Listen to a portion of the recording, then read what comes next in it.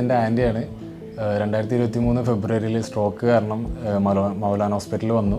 ഇവിടുന്ന് ന്യൂറോളജിസ്റ്റ് ബിനീഷ് ഡോക്ടറെ കൺസൾട്ട് ചെയ്തിരുന്നു. അദ്ദേഹം സജസ്റ്റ് ചെയ്ത് നമ്മൾ മെക്കാനിക്കൽ ത്രോംബക്ടമി എന്ന് പറഞ്ഞ പ്രൊസീജിയർ ചെയ്തു. അത് ചെയ്തത് ഡോക്ടർ റിനോയ് ആയിരുന്നു. ഇപ്പോൾ പുള്ളിക്കാരി ഓക്കെയാണ്, വളരെ ബെറ്ററാണ്. ആദ്യത്തെ അതേപോലെ തന്നെയാണ് ഇപ്പോൾ ഫുള്ള് കാര്യങ്ങളൊക്കെ. തലച്ചോറിൻ്റെ ഒരു ഭാഗത്തേക്കുള്ള രക്തോട്ടം നിലയ്ക്കുമ്പോഴാണ് സ്ട്രോക്ക് സംഭവിക്കുന്നത്.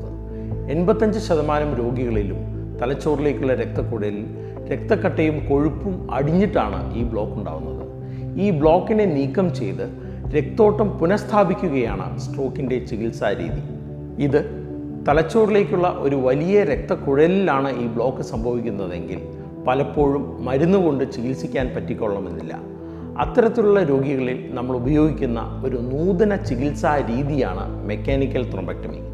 മെക്കാനിക്കൽ ത്രോംബക്ടമി എന്നാൽ നമ്മുടെ തുടയിലെ രക്തക്കുഴലിനകത്ത് ഒരു പൈപ്പ് അഥവാ കത്തീറ്റർ കടത്തിവിട്ട് തലച്ചോറിലെ രക്തക്കുഴലിലെത്തി ആ ബ്ലോക്കിനെ നീക്കം ചെയ്യുന്ന രീതിയാണ്.